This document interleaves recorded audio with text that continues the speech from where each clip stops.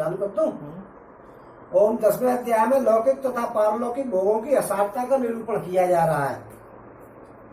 ओम भगवान श्री कृष्ण कहते हैं कि प्यारे उद्धव, साधक को चाहिए कि सब तरह से मेरी शरणों में रह करके गीता, पांचरात्र आदि में मेरे द्वारा उपदिष्ट अपने धर्मों का सावधानी पूर्वक पालन करे, साथ ही जहाँ तक उनसे विरोध न हो वहां तक निष्काम भाव से अपने वर्ण, आश्रम और कुल के अनुसार सदाचार का अनुष्ठान करे। निष्काम होने का उपाय यह है कि स्वधर्म का पालन करने से शुद्ध हुई अपने चित्त में यह विचार करे कि जगत के विषयी प्राणी शब्द, स्पर्श, रूप आदि विषयों को सत्य समझ करके उनकी प्राप्ति के लिए जो प्रयत्न करते हैं उनका उद्देश्य तो यही होता है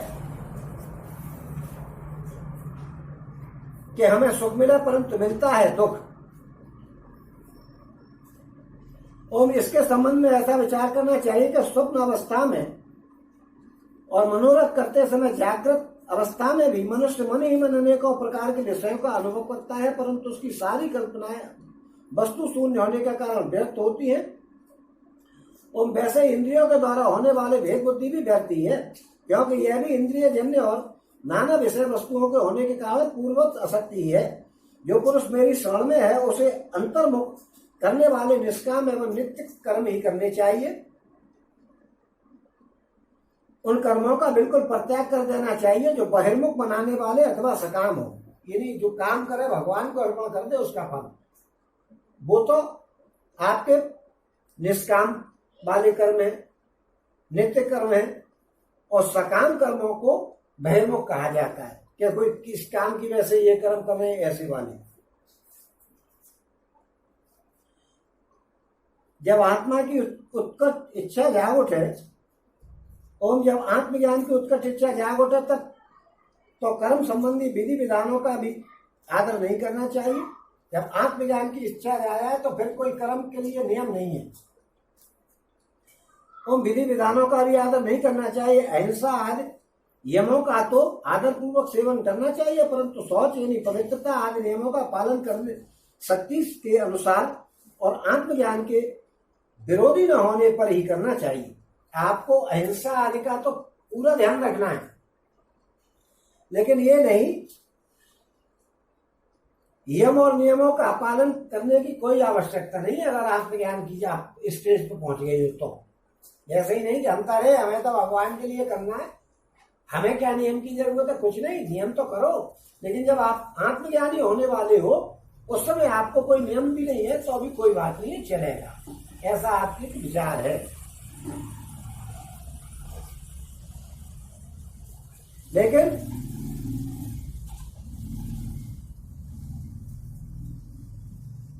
शौच आदि नियमों का पालन शक्ति के अनुसार और आत्मज्ञान के विरोधी न होने पर ही करना चाहिए। आत्मज्ञान के विरोध में नहीं जाए, ऐसा आप पालन करना चाहिए। जिज्ञासु पुरुष के लिए यम और नियमों के पालन से भी बढ़कर के आवश्यक बात यह है कि वो अपने गुरु की जो मेरे ही स्वरूप को जानने वाले और शांत हो, मेरा ही स्वरूप समझ करके पूजा सेवा करे। ओम शिष्य को अभिमान कभी नहीं करना चाहिए। वो किसी भी कहीं भी किसी भी से भी डाह नहीं करे, किसी का बुरा नहीं सोचे, प्रत्येक कार्य में कुशल हो। जो आलस्य तो उसको छू नहीं जाए, उसे कहीं भी ममता नहीं हो जाए। गुरु के चरणों में दृढ़ अनुराग होना चाहिए। कोई काम हड़बड़ा करके नहीं करना चाहिए, उसे सावधानी से पूरा करे। सदा परमार्थ के संबंध में ज्ञान प्राप्त करने की इच्छा बनाए रखे। ओम किसी के गुणों में दोष नहीं निकाले और व्यर्थ की बातें नहीं करे। जिज्ञासु का परम धन है आत्मा, इसलिए वो स्त्री, पुत्र, घर, खेत, स्वजन और धन आदि संपूर्ण पदार्थों में एक सम आत्मा को देखे और किसी में कुछ विशेषता का आरोप करके उससे ममता नहीं करे, उदासीन रहे। ओ उद्धव, जैसे जलने वाली लकड़ी से उसे जलाने और प्रकाशित करने वाली आग सर्वदा अलग रहती है, ठीक वैसे ही विचार करने पर जान पड़ता है कि पंचभूतों का बना हुआ स्थूल शरीर, मन, बुद्धि आदि 17 तत्वों का बना सूक्ष्म शरीर दोनों ही दृश्य और जड़ है। यानी पंचभूतों का बना हुआ स्थूल शरीर और मन, बुद्धि आदि 17 तत्वों से बना हुआ सूक्ष्म शरीर दोनों ही जड़ है, दृश्य और जड़ है। जो दिख रहा है वो उसे दृश्य कहते हैं। तथा उनको जानने और प्रकाशित करने वाला आत्मा साक्षी एवं स्वयं प्रकाश है। जो उसको जानता है या जना रहा है वो आत्मा है, या उसको जो प्रकाशित कर रहा है, बता रहा है। और शरीर अनित्य अनेक एवं जड़ है, आत्मा नित्य एवं चेतन है। इस प्रकार देह की अपेक्षा आत्मा में महान विलक्षणता है, अतः देह से आत्मा भिन्न है। जब आग लकड़ी में प्रज्वलित होती है तो लकड़ी के उत्पत्ति, विनाश और बड़ाई, छोटाई और अनेकता आदि सभी गुण वह स्वयं ग्रहण कर लेती है। परंतु सच पूछो तो लकड़ी के उन गुणों से आग का कोई संबंध नहीं होता है। वैसे ही जब आत्मा अपने को शरीर मान लेता है तब वो देह के जड़ता, अनित्यता, स्थूलता, अनेकता आदि गुणों से सर्वदा रहित होने पर भी उनसे युक्त जान पड़ता है। और ईश्वर के द्वारा नियंत्रित माया के गुणों ने ही सूक्ष्म और स्थूल शरीर के निर्माण या ईश्वर के द्वारा नियंत्रित माया के गुणों ने ही सूक्ष्म और स्थूल शरीर का निर्माण किया है। और जीवन को शरीर और शरीर को जीवन समझ लेने के कारण ही स्थूल शरीर का जन्म, मरण और सूक्ष्म शरीर के आवागमन का आत्मा पर आरोप किया जाता है। और जीव को जन्म मृत्यु संसार इसी भ्रम अथवा अभ्यास से के कारण प्राप्त होता है। जीव को जन्म मृत्यु रूप संसार इसी भ्रम अथवा अभ्यास के कारण प्राप्त होता है। आत्मा के स्वरूप का ज्ञान होने पर उसकी जड़ कट जाती है। ओम प्यारे उद्धव, इस जन्म मृत्यु रूप संसार का कोई दूसरा कारण नहीं है, केवल अज्ञान ही मूल कारण है। इसलिए अपने वास्तविक स्वरूप को, आत्मा को जानने की इच्छा करनी चाहिए। अपना यह वास्तविक स्वरूप समस्त प्राकृतिक और अप्राकृतिक जगत से अतीत, द्वैत की गंध से रहित एवं अपने आप में ही स्थित है। उसका कोई और आधार नहीं है। उसे जान करके धीरे धीरे स्थूल शरीर, सूक्ष्म शरीर आदि में जो सत्यत्व बुद्धि हो रही है उसे क्रम से मिटा दे रहे। यज्ञ में जब अरण मंथन करके अग्नि उत्पन्न करते हैं तो उसमें नीचे ऊपर दोनों लकड़ियां रहती हैं और बीच में मंथन काष्ठ रहता है। वैसे ही विद्यारूप अग्नि की उत्पत्ति के लिए आचार्य और शिष्य तो नीचे ऊपर की अरणियां हैं तथा उपदेश का मंथन काष्ठ है। इससे जो ज्ञान अग्नि प्रज्वलित होती है वो विलक्षण सुख देने वाली होती है। इस यज्ञ में बुद्धिमान शिष्य सदगुरु के द्वारा जो अत्यंत विशुद्ध ज्ञान प्राप्त करता है वो गुणों से ही बनी हुई विषयों की माया को भस्म कर देता है। तत्पश्चात वे गुण भी भस्म हो जाते हैं, जिससे यह संसार क्या बना हुआ है। और इस प्रकार सबके भस्म हो जाने पर जब आत्मा के अतिरिक्त तो और कोई वस्तु शेष नहीं रह जाती, तब वो ज्ञान अग्नि भी ठीक वैसे ही अपने वास्तविक स्वरूप में शांत हो जाती है, जैसे समिधा नहीं रहने पर आग बुझ जाती है।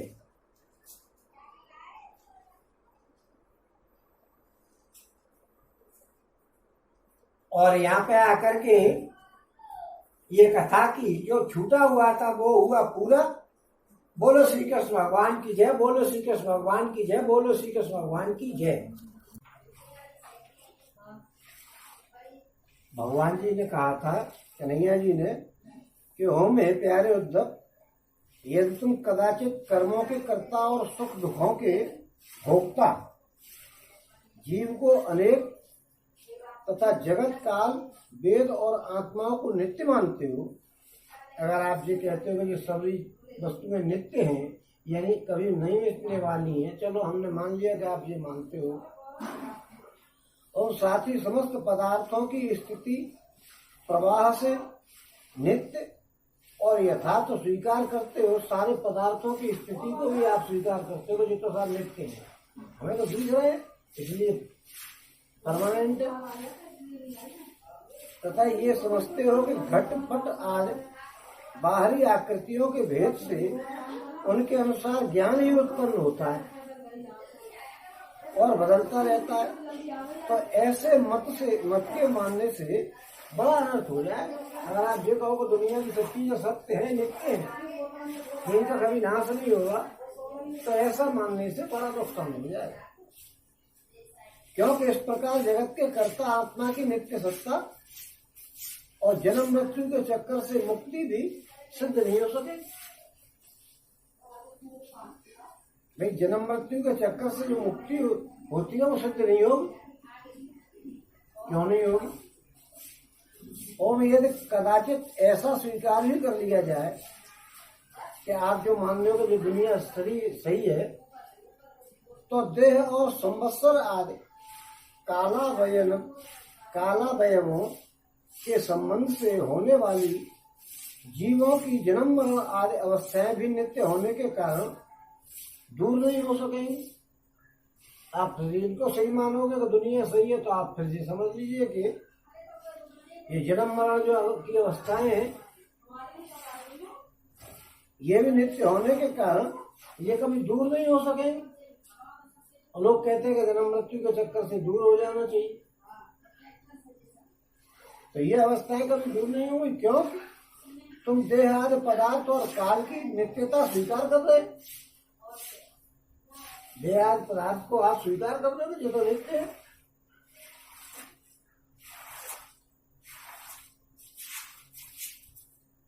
और इसके सिवाय यहाँ भी कर्मों का कर्ता तथा सुख दुख का भोक्ता जीव परतंत्र ही दिखाई देता है, मगर यहाँ पे जीव तो परतंत्र ही दिखाई देता है। जो कर्मों का कर्ता है तथा दुख और सुख का भोगने वाला है जो जीव है, ये तो यहाँ परतंत्र ही दिखाई देता है। आप इसको नित्य कैसे मान लोगे? बात ये चल रही है कि आप दुनिया को सही मान लो, तो भी जो करता है, जो सुख दुख का भोगने वाला, वो तो अनित्य है, उसको तो मरना है। यदि वो स्वतंत्र हो तो दुख का फल क्यों भोगना चाहेगा? परतंत्र है, बंधा हुआ है। कोई भी आदमी ये चाहेगा कि मुझे दुख मिल जाए? कोई नहीं चाहे। सभी व्यक्ति जो हैं वो ऐसा प्रयास करते हैं कि हमें कभी दुख का पाले ही नहीं पड़ा, इसलिए वो दान करते हैं, इधर जाते हैं, तीर्थों में जाते हैं, कभी सिद्ध को मनाते हैं, कभी देवताओं को मनाते हैं, कभी कुछ करते हैं, कभी कुछ करते हैं, कभी भगवान की पूजा करते हैं, सब कुछ करते हैं। वो ये चाहते हैं कि हमें कभी दुख मिला ही नहीं। लेकिन यदि वो स्वतंत्र हो तो दुख का फल क्यों भोगना पड़ता है? फिर भी आदमी को दुख मिलता है। 50 प्रयास करेगा आदमी, लेकिन उसको फिर भी दुख मिलता है।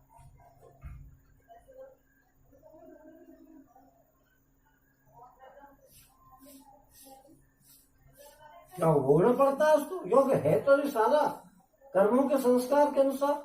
और आप कह रहे हो कि नहीं हम तो नित्य मानते हैं दुनिया को, तो फिर मानो भाई, लेकिन इसको आपको सिद्ध तो करो कि फिर वो नहीं दुख भोगना क्यों चाहेगा? वो तो ये चाहेगा कि मुझे कभी दुख मिले ही नहीं, सुखों में ही जीवन कट जाए। और यदि वो स्वतंत्र हो तो दुख का फल क्यों भोगना चाहेगा? इस प्रकार सुख भोग की समस्या सुलझ जाने पर भी दुख भोग की समस्या तो उलझी ही रहेगी। मान लो तुम सुख की व्यवस्था तो कर लोगे, लेकिन दुख की क्या व्यवस्था है? दुख भी तो आपको जो है सहन करना ही पड़ता है। तो फिर उस समस्या का क्या निदान होगा? मतलब हमने मान लिया कि पूरी दुनिया नित्य है, जो व्यक्ति हैं ये सब नित्य हैं, काल है, वेद है, ये सारी की सारी चीजें नित्य हैं, कभी नष्ट नहीं होंगी। और आदमी नित्य है तो जीवन का जो भोगता है सुख दुख का, वो तो परतंत्र दिखाई दे ही रहा है ना। आपके सब कुछ को नित्य मानते हुए भी जो भोगता है वो परतंत्र है। क्यों? वो सुख भोगना चाहता है, मिल रहे हैं उसको दुख।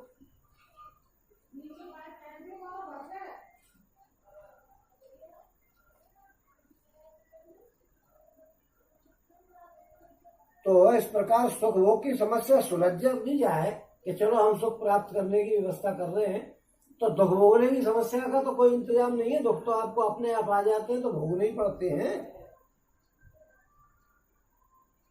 अतः इस मत के अनुसार जीव को कभी मुक्ति या स्वतंत्रता तो प्राप्त हो ही नहीं सकती। आपके मत के अनुसार जब सब चीज नित्य है तो जीव को कभी स्वतंत्रता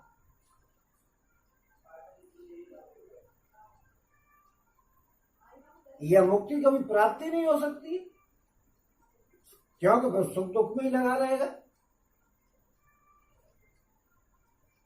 और जब जीव स्वरूपतः परतंत्र है, विवश है, तब तो स्वार्थ और या परमार्थ कोई भी उसका सेवन नहीं करेगा। भाई जब जीव परतंत्र है, आपको पता है कि ये कल मरने वाला है या कल नहीं तो परसों मरने वाला है, तो आप उससे क्या सुख की उम्मीद करोगे? न तो आपका उससे स्वार्थ सिद्ध होगा और न परमार्थ सिद्ध होगा। वो कर क्या सकता है? अर्थात वो स्वार्थ और परमार्थ दोनों से ही वंचित रह जाएगा। न तो उसका स्वार्थ सिद्ध होगा और न उसका परमार्थ सिद्ध होगा, क्यों? वो तो परतंत्र है ना। जो जीव परतंत्र है वो तो न तो अपना स्वार्थ सिद्ध कर सकता है और न परमार्थ को ही सही कर सकता है। वो इस प्रकार तो वो दोनों से वंचित रह जाएगा। और यदि यह कहा जाए कि जो भली भांति कार्य करना जानते हैं वे सुखी रहते हैं और जो नहीं जानते हैं उन्हें दुख भोगना पड़ता है, तो यह कहना भी ठीक नहीं है। आप ये कहोगे जो अच्छे तरीके से काम विधि विधान से काम करना जानते हैं वो सुख भोगते हैं और जो गलत तरीके से काम करते हैं वो दुख भोगते हैं, तो ये कहना भी ठीक नहीं है। क्यों ठीक नहीं है? क्योंकि ऐसा देखा जाता है कि बड़े बड़े कर्म कुशल विद्वानों को भी कुछ सुख नहीं मिलता है। बड़े बड़े कर्म कुशल विद्वानों को भी सुख नहीं मिलता। आप देखिए, भले आदमी को कष्टों में ही पड़ा होगा उसका जीवन। लोग कह रहे होंगे अरे भाई उसने कभी किसी का बुरा नहीं किया, लेकिन इतने कष्टों का जीवन काट रहा है। ऐसा देखा जाता है कि बड़े बड़े कर्म कुशल विद्वानों को भी कुछ सुख नहीं मिलता। अब आप उनको ही देख लीजिएगा। बड़े बड़े कार्य कुशल थे भीष्म पिता में, लेकिन उनको कोई सुख मिला? कांटों पे लटका दिया गया, तीरों पे। रामानुज जी जो थे उनको कौन सी बीमारी थी?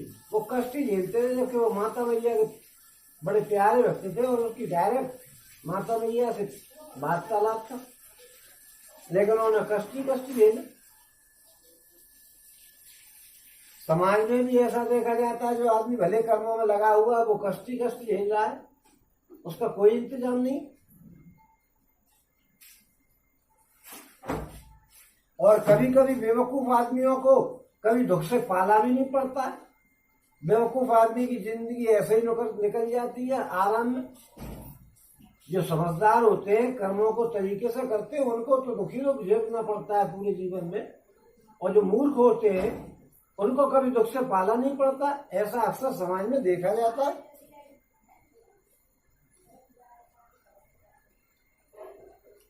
और इसलिए जो लोग अपनी बुद्धि या कर्म से सुख पाने का घमंड करते हैं, हाँ, जो लोग अपनी बुद्धि से ये समझते हैं कि हमारे दिमाग से हम कभी दुख को भोगेंगे ही नहीं, सुखी सुख प्राप्त करेंगे, क्योंकि हमारे अंदर दिमाग है और हम तरीके से काम कर रहे हैं।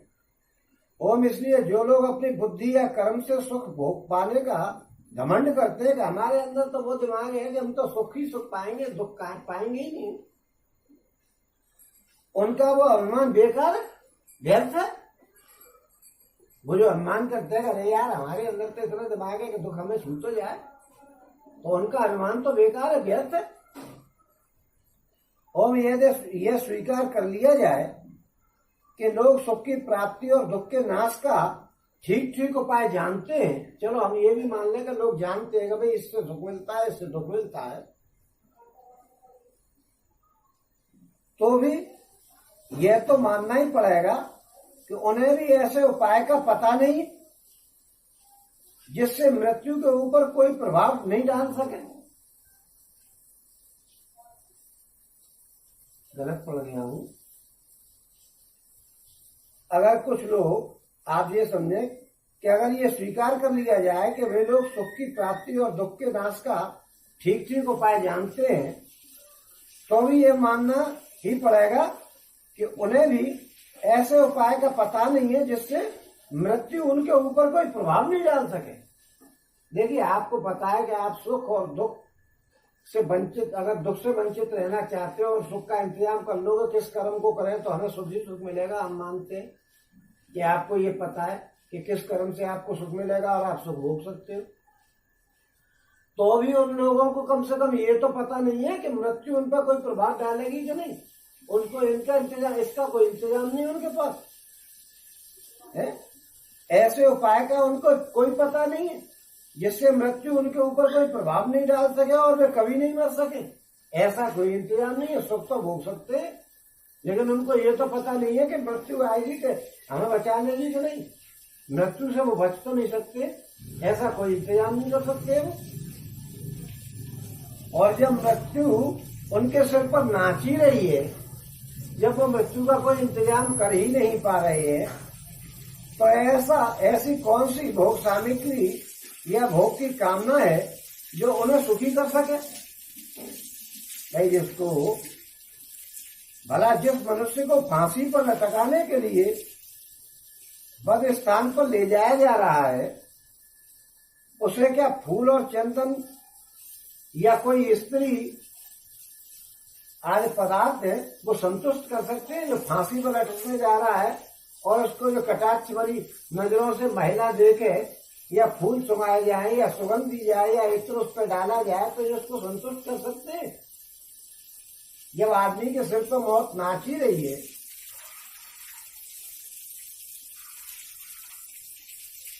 तो फिर उसका क्या इंतजाम है? उसको अच्छा लगेगा?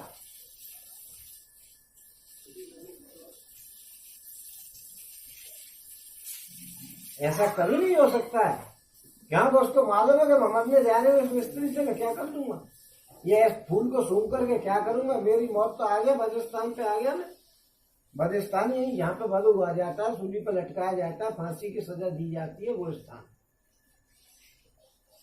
ओ मत है पूर्वोक्त मत मानने वालों की दृष्टि से न सुखी सिद्ध होता है और न जीव का कुछ पुरुषार्थी सिद्ध होता है। जो ऊपर की बातों को जो अभी अभी मैंने पढ़ी है, इनको जो मानते हैं कि दुनिया में सब सही है, पूरी दुनिया सही है, तो इन बातों को कैसे सिद्ध कर लोगे? मौत का तो उन पर कोई इंतजाम नहीं। उनको मान लिया कि सुख का इंतजाम है उन पर, हम तो सुख प्राप्त करेंगे हमारे कर्मों की, हमें पता है कि किस सुख मिलेगा। तो फिर कम से कम आपको ये तो इंतजाम नहीं है कि मौत तुम पर असर नहीं डाले, ऐसा तो फिर तुम्हें उपाय मालूम नहीं है, और ये तो मरो ही था।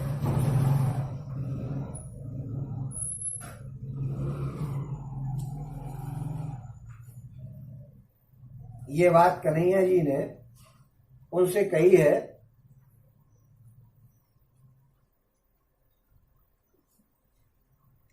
ओम प्यारे उद्धव जी, लौकिक सुख के समान पारलौकिक सुख भी दोष युक्त ही है। लौकिक सुख है, ऐसे ही परलोक के भी सुख है, क्योंकि वहां भी बराबरी वालों से होड़ लगी रहती है। अधिक सुख भोगने वालों के प्रति अनसूया होती है, उनके गुणों में दोष निकाला जाता है और छोटों से वहां पर भी घृणा की जाती है। आप स्वर्ग में घूमोगे तो आपको वहां भी सुख और दुख मिलेगा।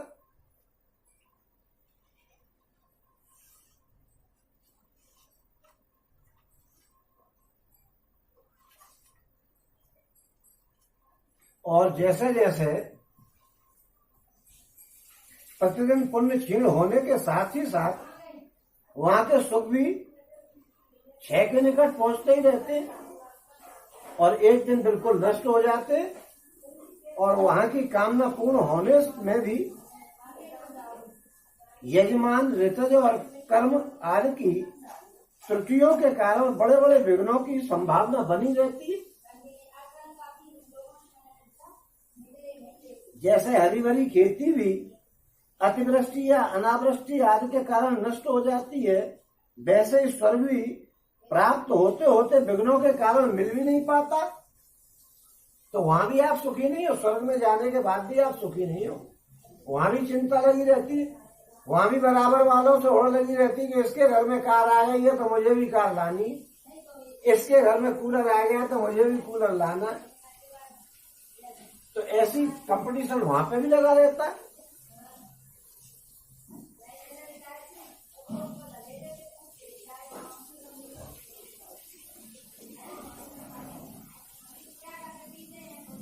यदि यज्ञ आगाज धर्म बिना किसी विघ्न के पूरे हो जाए तो उसके द्वारा जो स्वर्ग आदि लोग मिलते हैं उनकी प्राप्ति का प्रकार मैं आपको बतलाता हूं, उसे सुनिएगा।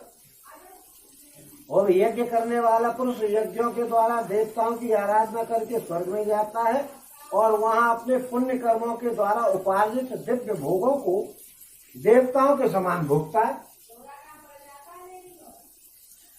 और उसे उसके पुण्यों के अनुसार एक चमकीला विमान मिलता है वहां पर और वह उस पर सवार होकर के सुर सुंदरियों के साथ विहार करता है।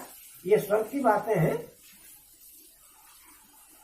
गंधर्वगण उसके गुणों का गान करते हैं और उसके रूप और लावण्य को देख करके दूसरों का मन लुभा जाता है।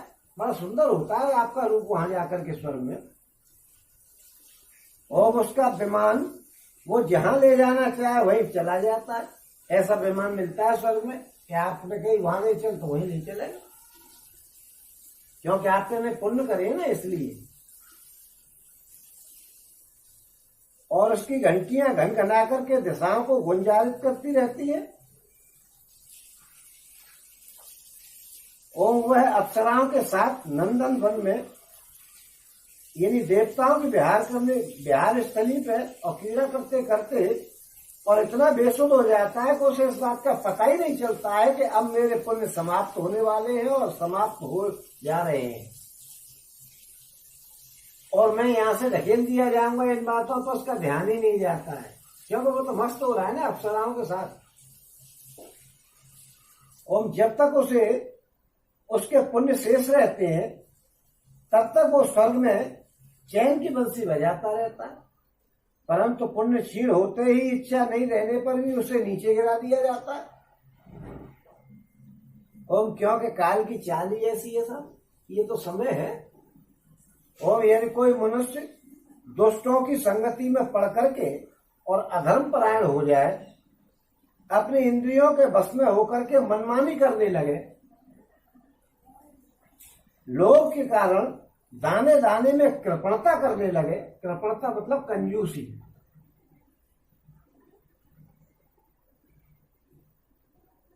और लोभ के कारण कृपणता करने लगे और लंपट हो जाए अथवा प्राणियों को सताने लग जाए, मैं गलत संगति में पड़ेगा तो यही काम करेगा।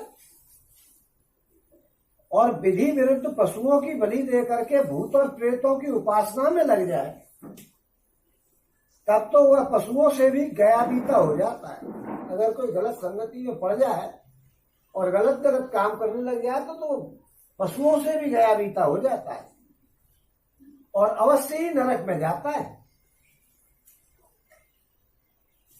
और उसे अंत में घोर अंधकार, स्वार्थ और परमार्थ से रहित अज्ञान में ही भटकना पड़ता है। और जितने भी सकाम और बहिर्मुख कर्म करने वाले हैं, यानी जितने भी सकाम और बहिर्मुख करने वाले कर्म हैं, उनका फल दुखी होता है। देखिए, सकाम और बहिर्मुख, सकाम का मतलब है कि आप किसी कामना के कारण किसी काम को यानी किसी चीज को प्राप्त करने की वजह से कोई धार्मिक कार्य कर रहे हैं। जैसा मनकामेश्वर के मंदिर पे जा रहे हो कि भैया दीपक जलाना है हमको तो, और हमारी ये इच्छा पूरी हो जाए, क्योंकि वहां का ऐसा विधान है कि आप एक भगवान के आगे, भोले बाबा के आगे दीपक जलाओगे तो आपकी इच्छा पूरी हो जाएगी। इसीलिए उसका नाम भी मनकामेश्वर लिखा है, कहा गया है। तो ये सकाम कर्म है। और बहिर्मुख, आप कोई चीज प्राप्त कर रहे हो, ये एक ही बात है दोनों। ये दोनों एक दूसरे के करीब करीब पर्यायवाची से हैं, क्योंकि बहिर्मुख क्या है कि दुनिया को देखने दिखाने वाली जो चीजों की प्राप्ति होती है, ऐसे कर्म जो बाहर की चीजों में आपके मन को लगाए, ऐसे कर्म सब दुख का ही कारण है, उनका फल दुख ही दुख है।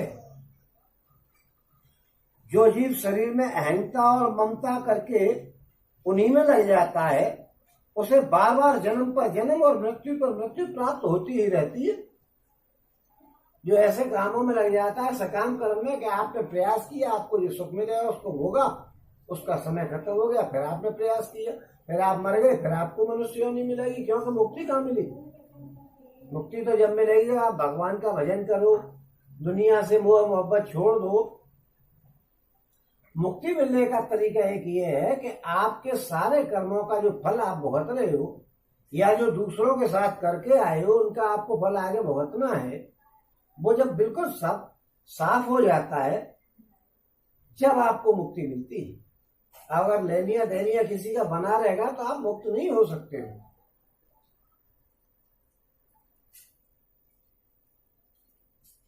और ऐसी स्थिति में मृत्यु धर्मा जीव को क्या सुख हो सकता है?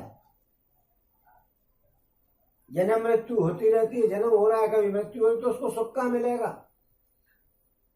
माँ के गर्भ में लटका होगा तो भोग रहा होगा, क्योंकि गंदी गंदी वस्तुओं में लटका रहता है। और बाहर निकल के अगर मच्छर खा रहा है तो किसी से कह नहीं सकता है कि मेरे को मच्छर खा रहा है भाई, खुद उड़ा नहीं सकता है क्योंकि बच्चा है, तो उसको सुख कहाँ मिल रहा है? और बड़ा हो गया तो कोई बीमारी लग गई तो घुर्र करके मरा जा रहा है, उसका कोई इलाज नहीं, डॉक्टरों पे लाइन लग रही है, डॉक्टर भी आएगा देखेगा, ऐसे देखेगा जैसे इसको कोई मतलब ही नहीं है। आप मरे जा रहे हो, डॉक्टर को ये लगता है नहीं क्या है, ठीक है, क्यों? उसके तो रोज के काम है, उसको सुख कहाँ मिलता है? और सारे लोक और लोकपालों की आयु भी केवल एक कल्प की है। जितने लोकपाल हैं दुनिया को चलाने वाले, उनकी भी आयु जो है वो सीमित है। इसलिए मुझसे वो भयभीत रहते हैं। कन्हैया जी कह रहे हैं कि वो मुझसे भयभीत रहते हैं कि आयु पूरी हुई और उनका भी दी एंड हुआ। औरों की तो बात ही क्या है, स्वयं ब्रह्मा जी भी मुझसे भयभीत रहते हैं, क्योंकि ब्रह्मा जी की आयु जो है काल से सीमित है, यानी केवल 2 परार्ध की है। ये परार्ध जो है वो समय को नापने वाली चीज है, यानी कितने वर्ष। 100 वर्ष की आयु तो 100 वर्ष के दिन और 100 वर्ष की रात, इस तरीके की ब्रह्मा जी की भी आयु है। उनकी आयु का गणना कुछ लंबी चौड़ी है। ओम सत रज और तम, ये तीनों गुण यानी सत्वगुण, रजोगुण और तमोगुण, ये तीनों गुण इंद्रियों को उनके कर्मों में प्रेरित करते हैं। ये गुणों में बह के आपको सत्गुण के सहयोग चल रहे होंगे तो आप धार्मिक कामों की सोच रहे होंगे कि मैं ये काम करा दूं, मैं वो भागवत करा दूं, मैं उसका भला कर दूं, मैं कुआं खुदवा दूं, या मैं ये दान करा दूं। ये सत्गुण की बातें हैं। रजोगुण की बातें क्या है? अरे यार इस काम को कर दूं तो मुझे ये लाभ मिल जाएगा, ये रजोगुण की बातें हैं। और तमोगुण की क्या बात है? अरे यार मुझे तो उसको ही देखना है, उसका ऐसा कर दूंगा और उसका बुरा यूं हो जाए और उसका यूं कर दूंगा, ऐसा ऐसी विचारधारा है तो समझ लो आप तमोगुण में चल रहे हो। या दिन भर सो रहे हो, सुबह से शाम तक जगने का मन ही नहीं कर रहा है, तो आप समझ लो तमोगुण में जा रहे हैं। ये तीनों गुण इंद्रियों को उनके कर्मों में प्रेरित करते हैं और इंद्रियां कर्म करती हैं। इंद्रियां कर्म करती हैं। अब कर्म इंद्रिय तो काम करेगी।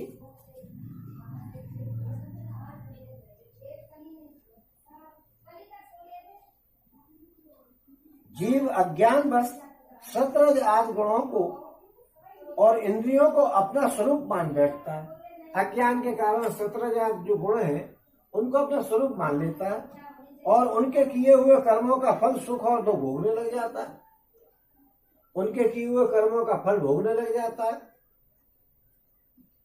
अब आपने कही साहब हमें तो कूलर लाना है, कूलर आप ले आए, गर्मी पड़ रही है सब।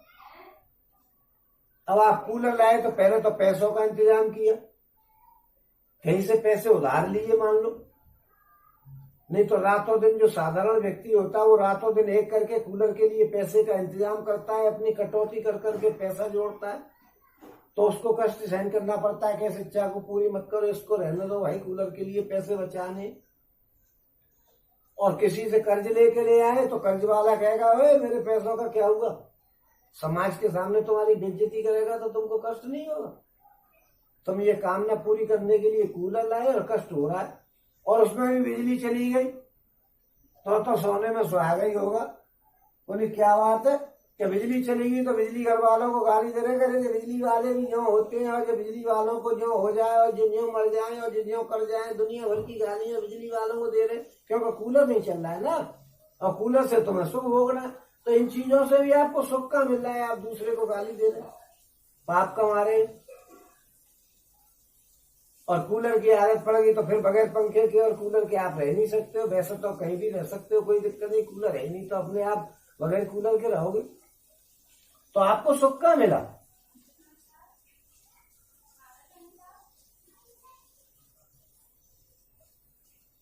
ओम जब तक गुणों की विषमता है, अर्थात शरीर आदि में मैं और मेरेपन का अभिमान है,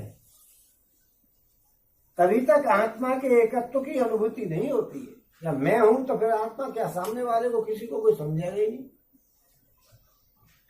ओम वो अनेक जान पड़ता है, और जब तक आत्मा की अनेकता है तब तक तो उन्हें काल अथवा कर्म किसी के अधीन रहना ही पड़ेगा। ओम जब तक परतंत्रता है तब तक ईश्वर से भय बना ही रहेगा। जब तक परतंत्रता है, परतंत्रता मतलब स्वतंत्रता नहीं है, आप किसी के बंधन में हैं, तो भैया फिर आपको ईश्वर से तो डरना ही पड़ेगा। जो मैं और मेरेपन के भाव से ग्रस्त रह करके आत्मा की अनेकता परतंत्रता आदि मानते हैं और वैराग्य न ग्रहण करके बहिर्मुख करने वाले कर्मों का ही सेवन करते रहते हैं, उन्हें शोक और मोह की प्राप्ति होती है।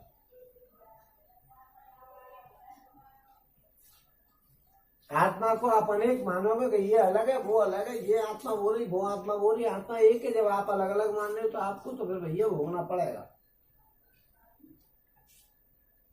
ओम प्यारे उद्धव, जब माया के गुणों में क्षोभ होता है तब मुझ आत्मा को ही काल, जीव, वेद, लोक, स्वभाव और धर्म आदि अनेक नामों से निरूपण करने लगते हैं। जब माया के गुणों में क्षोभ होता है, ये दुनिया क्या है, ये माया ही तो है, तब मुझ आत्मा को ही काल, जीव, वेद, लोक, स्वभाव और धर्म आदि अनेकों नामों से निरूपण करने लगते हैं। ये सब मायामय है, वास्तविक सत्य तो मैं आत्मा ही हूँ। ये सब दुनिया जो जीव बताती है, आत्मा ये है, वो काल है, ये स्वभाव है, वेद है, ये सब आत्मा बता रहे, तो ऐसा समझ लो कि वो वास्तविकता से दूर है। क्योंकि वास्तव में तो आत्मा जो है, वो सत्य जो है, वो तो भगवान है। ओम हे उद्धव जी, इस प्रकार अपने दिमाग को सही करो। इतना सुनकर के उद्धव जी ने कहा कि हे भगवान, ये जीव देह आदि रूप गुणों में ही रह रहा है, फिर देह से होने वाले कर्मों या सुख दुख आदि रूप फलों में क्यों नहीं बनता है? ये जीव क्यों नहीं बनता है? जीव जो है देह आदि रूप गुणों में ही रह रहा है, तो फिर ये बनता क्यों नहीं है?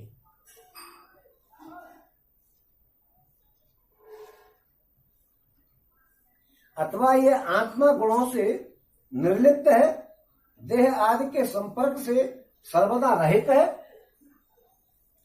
फिर इसे बंधन की प्राप्ति कैसे होती है? ये आत्मा तो जो है बिल्कुल निर्लिप्त है। जैसे आसमान में बादल आए तो आप कहो भैया आसमान में तो बादल है, आज तो बादल रह रहे, अरे बादल आए और चले गए, आसमान का क्या बिगाड़ा उन्होंने? ऐसे ही आत्मा है, दुनिया में जीव आता है चला जाता है, आत्मा से क्या मतलब है? ओम बद्ध अथवा मुक्त पुरुष कैसे बर्ताव करता है, कैसे वह विहार करता है, वह किन लक्षणों से पहचाना जा सकता है, कैसे भोजन करता है और मल त्याग कैसे करता है, कैसे सोता है, कैसे बैठता है और कैसे चलता है? हे अचेत, प्रश्न का मर्म जानने वालों में आप श्रेष्ठ हैं, इसलिए आप मेरे इस प्रश्न का उत्तर दीजिए। एक ही आत्मा अनादि गुणों के संसर्ग से नित्यबद्ध भी मालूम पड़ता है और असंग होने के कारण नित्य मुक्त भी मालूम पड़ता है। इस बात को लेकर के मुझे बड़ा भ्रम हो रहा है, इसे आप समझाइएगा। और यहाँ पे आकर के 10वां अध्याय समाप्त। बोलो श्री कृष्ण भगवान की जय, बोलो श्री कृष्ण भगवान की जय, बोलो श्री कृष्ण भगवान की जय।